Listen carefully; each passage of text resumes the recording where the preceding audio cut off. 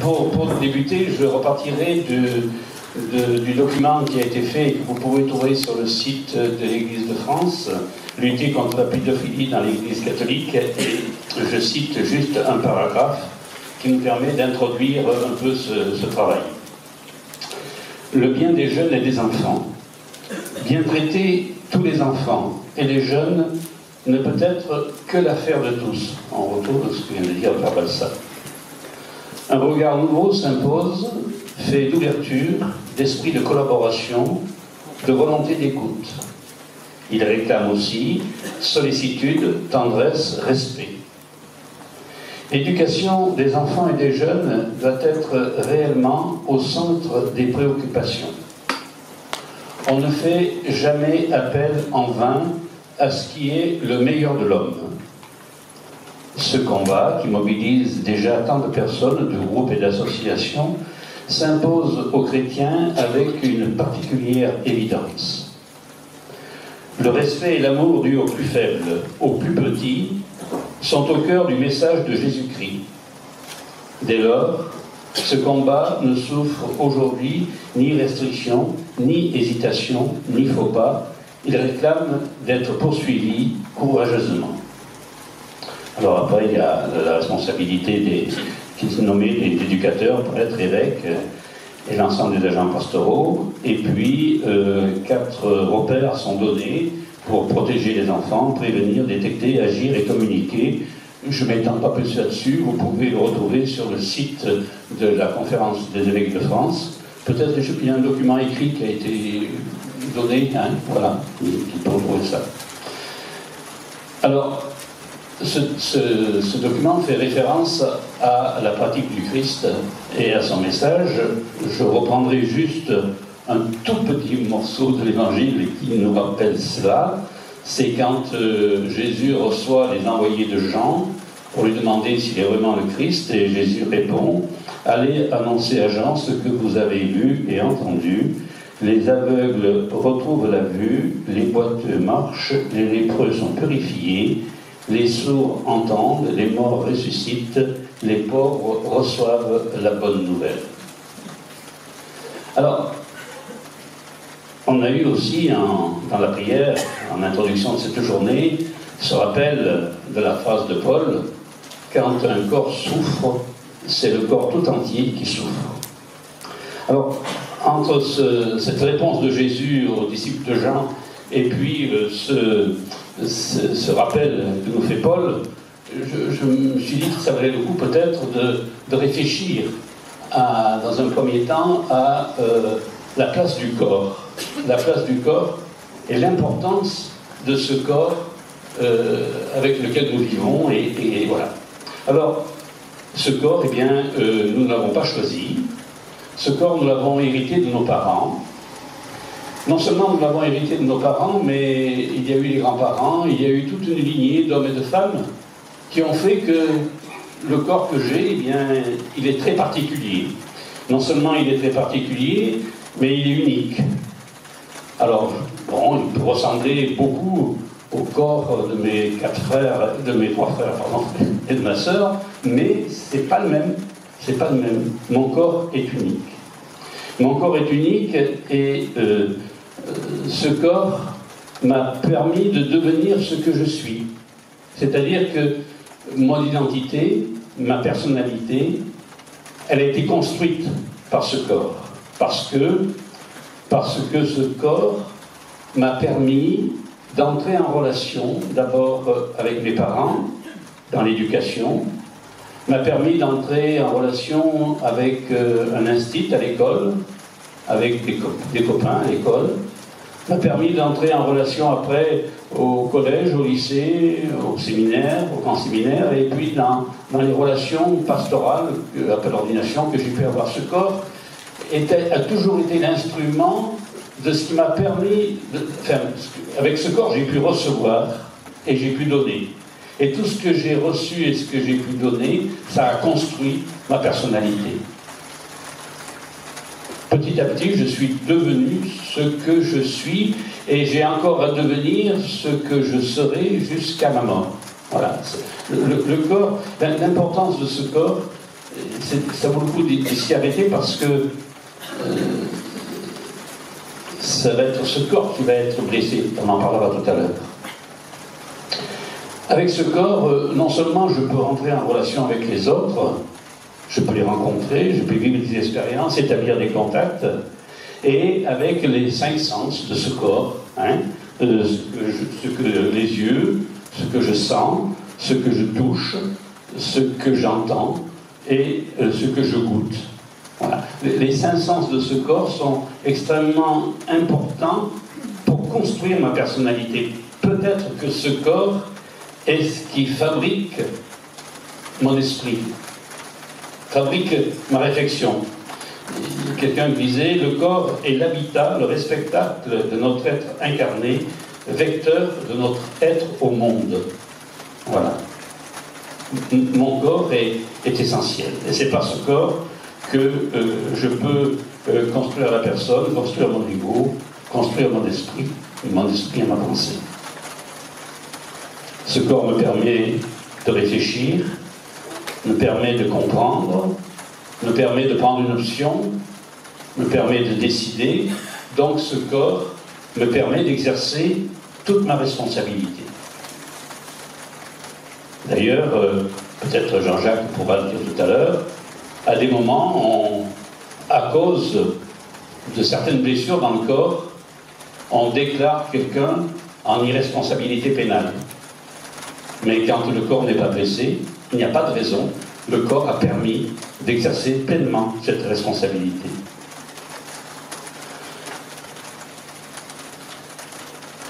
Alors ce corps est sans doute tellement essentiel qu'il demande à être protégé.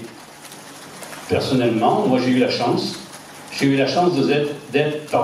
naître dans une famille aimante, dans une famille sans gros problèmes, pas riche, mais c'est pas ça qui posait problème, mais heureux d'y vivre. Et donc, j'ai eu la chance de pouvoir construire une personnalité sans blessure profonde. Et quand j'ai passé à peu près 16 ans à la prison de Privac-au-Aumônier, ou 12 ans à l'hôpital Sainte-Marie, quand j'entends les itinéraires de vie, eh bien, beaucoup n'ont pas eu cette chance. Beaucoup n'ont pas eu cette chance et leur corps a été blessé dès le début, ou petit à petit. Ce corps a vécu des blessures, et donc la personnalité et l'humanité de ces personnes s'en trouvent engagées, s'en trouvent affaiblies, s'en trouvent parfois vraiment détériorées. Alors, qu'est-ce que c'est qui peut mettre en danger ce corps, et donc qu'est-ce que c'est qui peut mettre en danger notre humanité personnelle, pas l'humanité globale, mon humanité? Qu'est-ce que c'est qui peut mettre en danger ma responsabilité? Alors c'est, bien sûr, on le constate, mais peut-être pas beaucoup chez nous, mais quand même, c'est la misère extrême. Je ne parle pas de la pauvreté, hein, je parle de la misère extrême. Quand manger, boire, se laver, se chauffer, avoir un toit devient pratiquement impossible. Alors là, le corps est marqué, le corps est blessé, et que peut devenir? Comment va évoluer l'humanité de cette personne? Il y a, peut-être vous avez beaucoup plus d'expérience que moi là-dessus, en particulier ceux qui sont auprès des jeunes, c'est la violence du racket sur une cour d'école ou à l'extérieur de l'établissement. Ce qui marque aussi profondément, et nous en avons une forte expérience sur le diocèse, sur le département, c'est ces corps qui sont marqués par la migration, ces corps qui sont blessés. Je me rappelle d'un jeune au CAO d'Evance, qui était au centre d'accueil et d'orientation d'Evance, un Érythréen qui était passé par la Libye et qui nous racontait qu'il avait été esclave pendant 1 an et qu'il avait été brûlé au fer rouge. Voilà. Ce corps était marqué. Et en plus, ce corps était doublement blessé parce qu'il avait laissé en Érythrée sa femme et son petit enfant. Voilà. Donc, des corps comme ça, comment l'humanité, ça ne veut pas dire que l'humanité, cet homme n'avait plus d'humanité, mais il avait une humanité qui était blessée. Bien sûr, mais ça je ne vais pas m'y étendre parce qu'on va en parler toute la journée, c'est toute la question des attouchements, des agressions sexuelles, du viol, qui marquent pour la vie. À l'hôpital psychiatrique, j'ai rencontré beaucoup de personnes qui vivaient des dépressions incurables et qui, les trois quarts du temps, avaient leur origine dans une blessure très ancienne dont on n'avait jamais parlé en famille, jamais parlé autour de soi, et qui n'avait jamais été soignée, et donc il n'y avait pas eu de résilience possible. Il y a la maladie, il y a l'accident dont je peux être victime, mais il y a aussi l'accident que je peux provoquer sur la route, quand je conduis pas comme il faut, ça m'arrive. Donc voilà, il y a tout ce corps qui peut être complètement fragilisé, complètement mis en question, et quand ce corps est malmené, eh bien l'humanité en prend un coup, je disais tout à l'heure, et souvent ce corps porte les stigmates de ses blessures. Quand on voit quelqu'un qui baisse la tête, qui est sombre, alors la stigmate, elle est sur le comportement, mais très souvent, c'est quelqu'un qui vit une dépression et qui a cette dépression, elle a une cause. Donc si on porte un regard attentif sur le corps de ceux qui nous entourent, on peut voir bien souvent les stigmates de ces blessures. Alors les conséquences, alors oui aussi, ces blessures empêchent parfois les personnes de grandir, de devenir homme ou femme. Je pense à quelqu'un très précis, je ne vais pas dire son prénom, je vais dire son faux prénom, c'est Martine. Alors, ça ne s'appelle pas Martine, mais ça n'a pas d'importance. Eh bien, c'est une femme de 30-35 ans par là, qui a vécu des abus sexuels dans sa famille, et qui aujourd'hui refuse qu'on l'appelle madame. Elle m'a dit, mais non, je ne suis pas une dame, je suis une enfant. Elle-même dit qu'elle est une enfant, elle refuse de se reconnaître comme une personne adulte. Voilà. Alors, bon, là où elle est, dans l'accompagnement où elle est, bien, ça progresse, c'est bien, mais voilà ce que peut produire l'infantilisation, l'impossibilité de devenir adulte parce que la personne est blessée. Alors, face à un corps blessé, face à une personne qui est atteinte dans sa chair, que faire? Comment prendre soin de ce corps?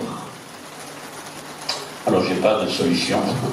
J'ai pas de solution, simplement peut-être quelques pistes. D'abord, ce corps est sacré, je viens de le dire, ce corps permet de grandir, permet de devenir plus humain. Alors, la nécessité de prendre soin de ce corps pour le relever. Alors, prendre soin, attention de ne pas nous prendre pour des soignants.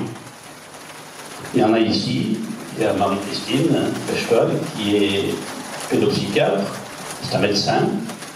Elle a un professionnalisme pour prendre soin des gens de manière médicale, et plus sans doute, mais voilà. Moi et vous tous ici, enfin moi qui en ai, mais nous ne sommes pas médecins, donc attention de ne pas nous improviser soignants. Nous ne sommes pas des soignants. Et c'est extrêmement important, et moi on me l'a rappelé assez souvent quand j'étais aumônier à l'hôpital. Ce qui est important, c'est pas d'être soignant, mais c'est de savoir prendre soin. Alors qu'est-ce que ça peut vouloir dire, prendre soin ?